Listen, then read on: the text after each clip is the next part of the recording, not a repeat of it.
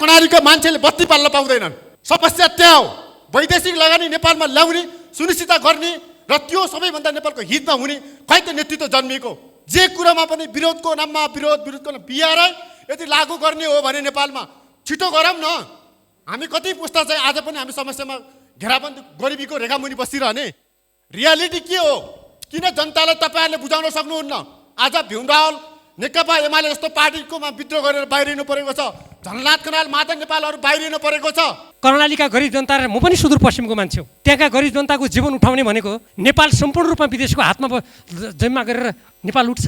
यदि त्यसरी उठ्नेको भए काङ्ग्रेसले गरेको कोशी र गण्डक सम्झौतापछि नेपाल त चन्द्रमामा पुगिसक्नु पर्थ्यो। पुग्यो? लगानी भनेको देशलाई सिद्ध्याउनुको लागि त होइन होला नि। यदि लगानी भनेको त्यहाँका जनताको हितको लागि हो भने त्यो देशको संविधान अनुसार जानु पर्दैन? नदी नाला जति एउटा अधिकार छैन नेपालको। मित्रहरू, जसले विदेशीलाई सुम्पिँदाखेरि विकास हुन्छ भन्नुभयो, जवाब दिनुहोस्। नदी नाला त सबै बुझाइसक्यो त किन हामी यहाँ 1 करोड मान्छेले देश छोड्नु पर्यो? यदि विदेशीलाई सुम्पेर सबै विकास हुने स्थिति थियो भने कङ्गोदेखि अफ्रिका र दक्षिण अमेरिकाका उपनिवेशहरूमा आज जनता मरेर खान नपाएर मान्छेको मासु खाने स्थितिमा पुग्दैन थियो होला। हाम्रो पार्टीको थाई कमिटीमा हामीले त्यसमा बहस गऱ्यौँ। मैले किन हस्ताक्षर गरेर आउनुभयो भने गरिनु भन्नुभयो। पछि अमेरिकाको रक्षा मन्त्रालयबाट प्रकाशित प्रतिवेदनमा उहाँले तत्कालीन अमेरिकी परराष्ट्र मन्त्री सेक्रेटरी अफ स्टेटसँग हात मिलाएर नेपाल र श्रीलङ्का सबभन्दा पछिल्लो यसमा हस्ताक्षर गर्ने देश भयो भनेको मैले देखाएपछि कोही पनि बोलेनन्। बिचमा के भयो भन्ने कुरा उहाँहरूले लुकाएर राख्नुभयो। पछि गएर के भयो भन्दाखेरि नेपालले त्यो एसपिपी छोटकरीमा भन्छु म त्यसलाई हस्ताक्षर गर्ने भयो भनेर आयो। त्यसका 10 बुँदा सार्वजनिक भए। त्यो 10 बुँदामा पूर्ण रूपमा अमेरिकी सेनालाई ओहायोको नेसनल गार्डलाई नेपालमा ल्याउने र नेपालका सबै विमानस्थलहरूलाई अमेरिकी सेनाले प्रयोग गर्न सक्ने भनेर लेखेको थियो। त्यसको संसदमा विरोध भयो, नागरिक समाजमा विरोध भयो। हामीले प्रतिनिधि सभाको संसद समितिमा विरोध गरेर पछि तत्कालीन परराष्ट्र मन्त्रीले यो पछिको कुरा गरेँ मैले प्रतिनिधि सभामा आएर अब हामी अहिले नलिने भयौँ भनेर पत्र पठायौँ भने त्यो पत्र प्रतिनिधि सभामा पेश गरेर भन्दा उहाँहरूले गर्नु भएको छैन। सम्भवतः उपयुक्त मौका उहाँहरू हेरिरहनु भएको छ। मैले यही कुरा भन्न खोजेको हुँ। प्रतिज्ञालीजीको सम्बन्धमा तपाईँहरूले अमेरिकी रक्षा मन्त्रालय पेन्टागनबाट त्यो बेला प्रकाशित रिपोर्ट हेर्नुभयो भने त्यहाँ तपाईँ यो कुरा पाउनुहुन्छ। मैले यत्तिकै भनेको छैन। अब अर्को साथीले जुन कुरा यो जति बेला लगानीको कुरा आउँछ त्यति बेला राष्ट्रवाद जाग्छ भन्नुभयो, त्यस्तो होइन। लगानी भनेको देशलाई सिद्ध्याउनुको लागि त होइन होला नि। यदि लगानी भनेको त्यहाँका जनताको हितको लागि हो भने त्यो देशको संविधान अनुसार जानु पर्दैन? माथिल्लो कर्णालीको कुरा गर्नुभयो। मैले जिएमआरसँग जति बेला सुशील कोइरालाले त्यो गर्नुभयो 11 पेजको जिएमआर कम्पनीले बनाउँदैन। यो भारतमै सिद्धिन लागेको कम्पनी हो भनेर मैले नेपालका कुनै नेता बाँकी नराखेर घर घरमा मैले त्यो दिएँ तथ्यसहित। कान्तिपुर पत्रिकामा मैले छापेँ, उहाँहरूले सुन्नु भएन। सुशील कोइरालाजीले मलाई एक दिन सिंहदरबारमा बोलाएर के भन्नुभयो, राहुलजी 1 वर्षभित्रमा यसले चाहिँ वित्तीय प्रबन्ध गर्न सकेन भने म तुरुन्त खारेज गर्छु। उहाँ आज यो संसारमा हुनुहुन्न, म धेरै भन्न चाहन्न। आज जिएमआरसँग त्यो हस्ताक्षर गरेको 11 वर्ष भयो, त्यसले ओगटेको 17 वर्ष भयो।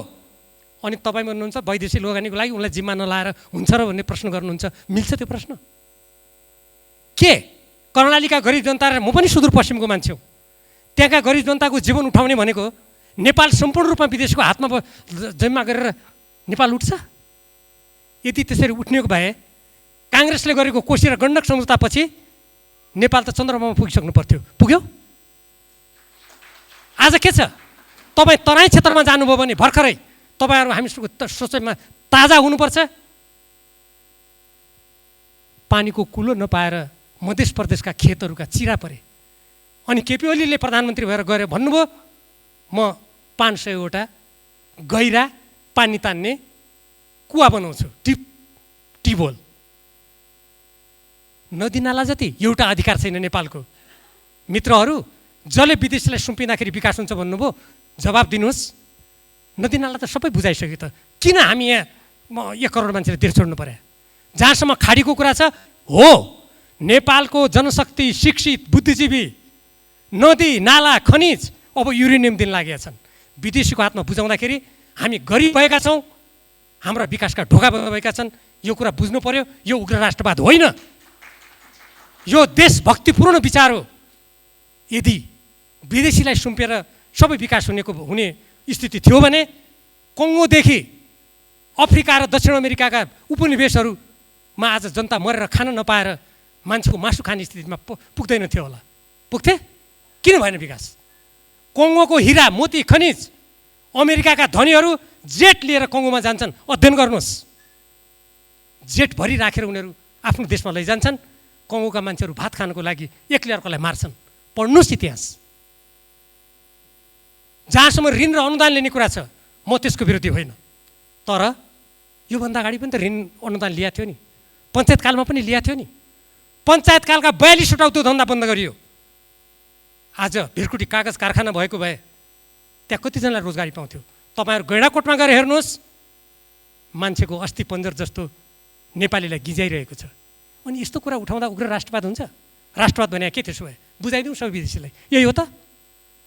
पुरुष जतिलाई भाडाका सिमाइ बनाऊ, महिला जतिलाई राति क्लबमा नाच्ने बनाऊ, गजब हुन्छ देश।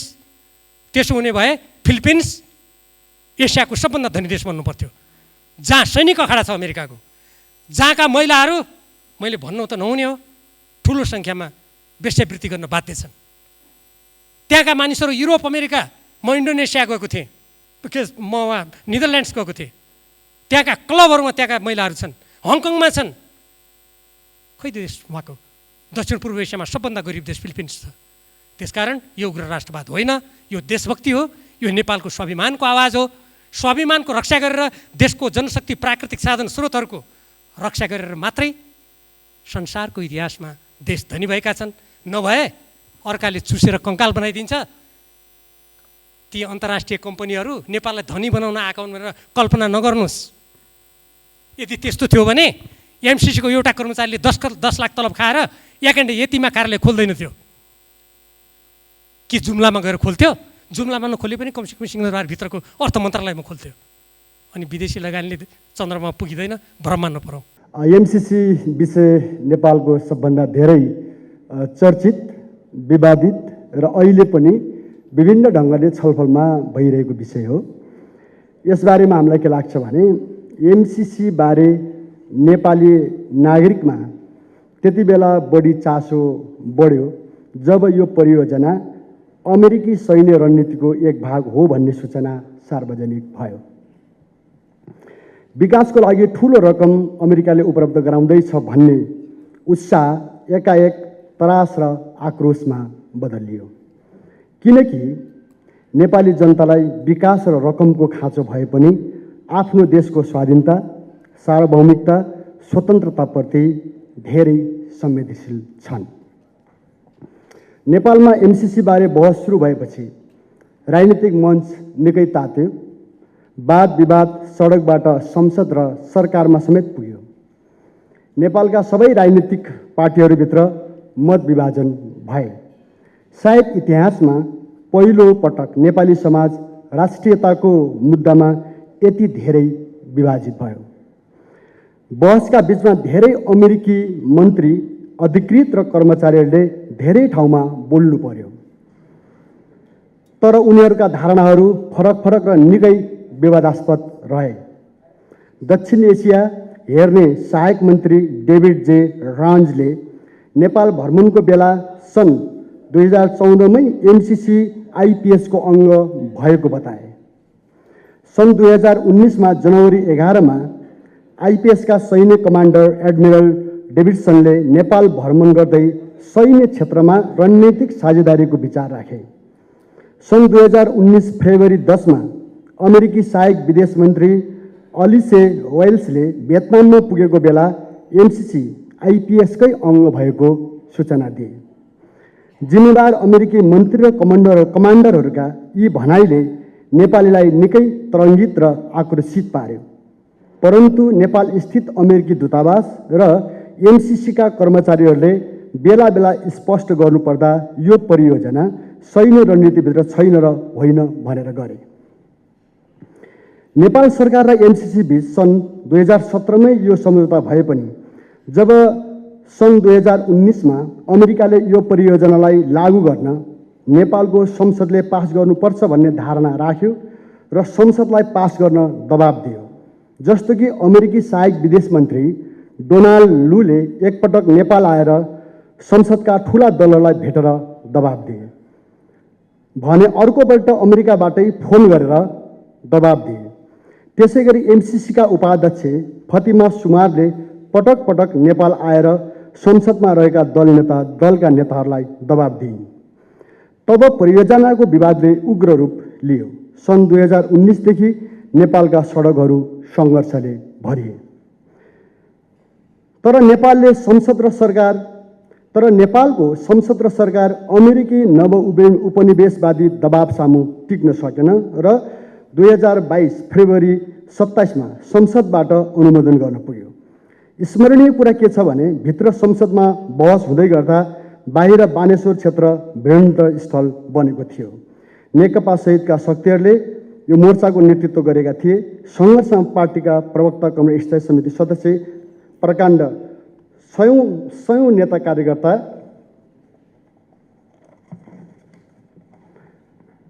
घाइते भएका थिए। सयौं गिरफ्तारी र दर्जनौं मुद्दा खेप्नु परेको थियो।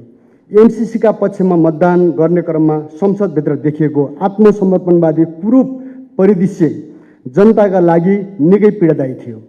यथार्थमा संसदले पास गर्यो भने पनि नेपाली जनताले एमसिसीलाई मान्यता दिएका थिएनन् र दिएका छैनन्। वास्तवमा एमसिसी जो नेपालको संविधान कानुनभित्र छैन, यसबारे नीतिगत एवं कानुनी समस्या मात्र छैनन्, यसका व्यावहारिक पक्षहरू पनि निकै विवादित एवं समस्यामूलक छन्। यसको आर्थिक पारदर्शितामा नागरिकहरूको गम्भीर आशंका छ। यहाँका कर्मचारीहरूले उपभोग गर्ने गाडी, तलब, दैनिक खर्च नेपालीका लागि आश्चर्यजनक रूपले बढी छन्।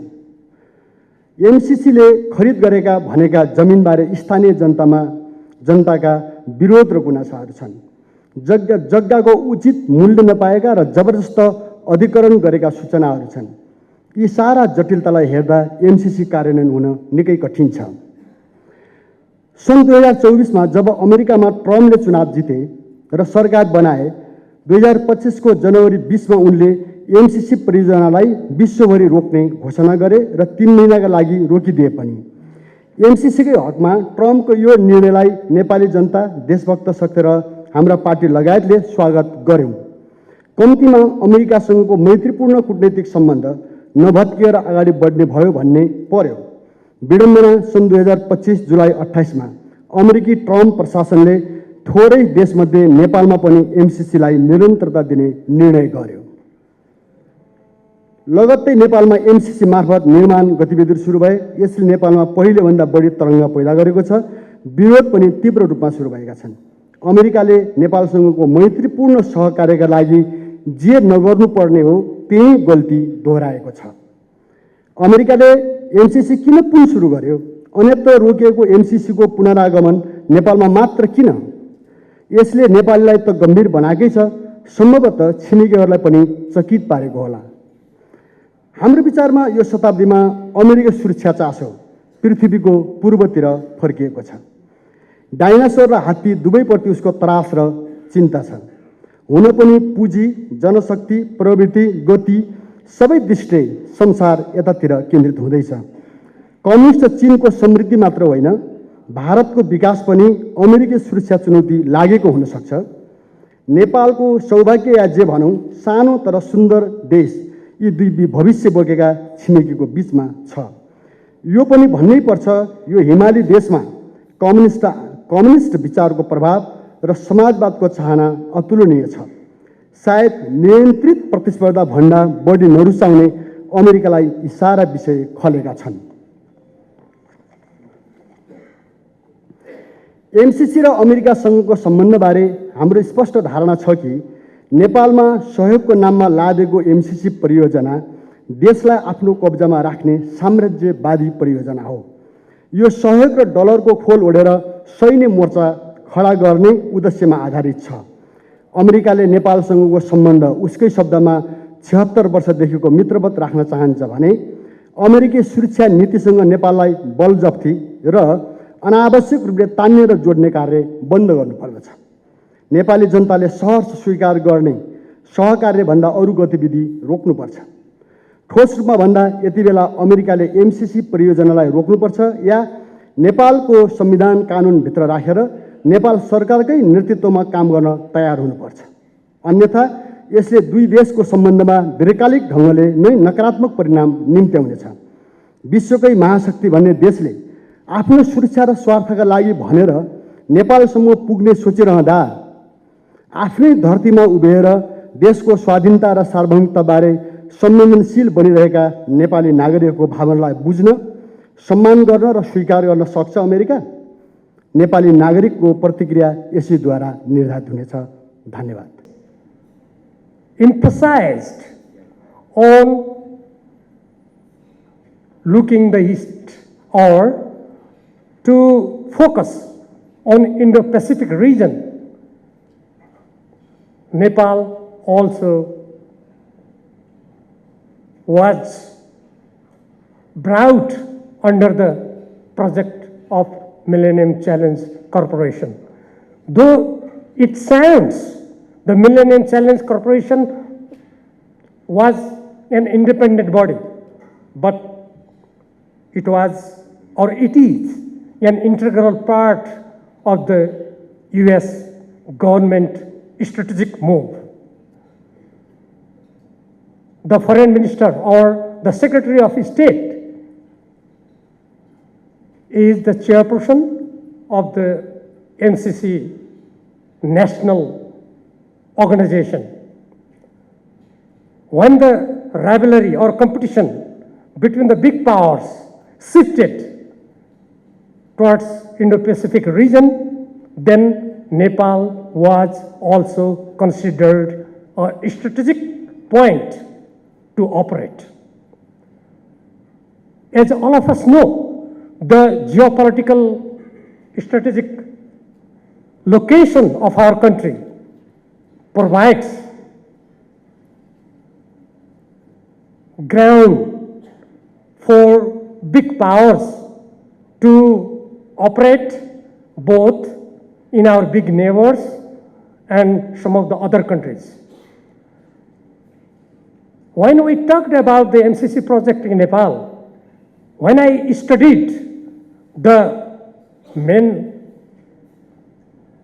Millennium Challenge Compact scheme and several agreements, including the implementation agreement and several other agreements made by MCA Nepal with various ministry and departments of the government Nepal, we can find many provisions which are oriented to maximize the US security interest and to promote its strategic move in this region. Thus, the MCC project itself, as also stated by the high-level officials and ministers of the United States, is an integral part of Indo-Pacific strategy of the USA. There are several clauses, both in the main agreement, implementation agreement, and several other understanding agreements and letters which were exchanged between the government of Nepal and United States, clearly show the MCC project, despite its economic and development cover, the government of United States has taken it as foreign policy promotion combined with security strategy. We can find it very clearly, not only on agreement and understanding, but when we study the documents and statements made by the ministers and higher authorities of the United States, it is very clear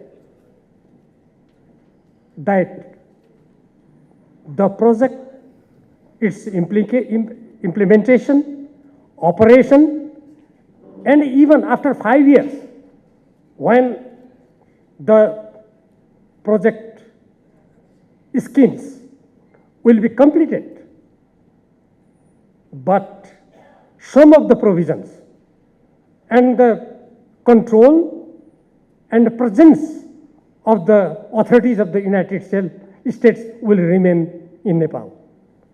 That is very serious. We can imagine or we can think if the project was only an economic development project, why? In the main agreement, it is stated that if any agency, any government authority of Nepal adopt policy, program, activities contrary to the vital national interest or security interest of the United States, the project may be terminated unilaterally. And the provisions of the agreements and understanding even made between the government of Nepal and the United States are not, they have not been made public. I think many people even do not know what is written in dozens of understandings and agreements. Only the main compact agreement and the implementation agreement have been made public. Other agreements and understandings and later exchange between both governments are yet to be made public. I think they will never make those agreements and understandings public. Thus, the Millennium Challenge Corporation itself was a product to protect decreasing US influence or to overcome the obstacles created by other emerging powers, both in the Indo-Pacific region and other parts of the globe. Thus, this has been the political, security, economic, strategic move of the United States. According to our constitution, Nepal cannot join any such strategic alliance. The article of constitution, the article 51D restricts the government of Nepal not to enter in such a security strategic treaty or agreements. Despite this kind of constitutional provision, some of the leaders of our country and then Prime Minister, they tried their best to ratify this agreement. Now this is in operation. Though public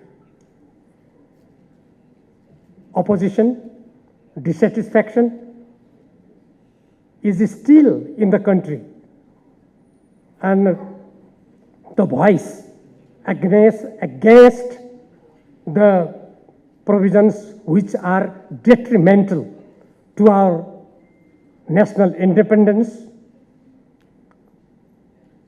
dignity, and interest,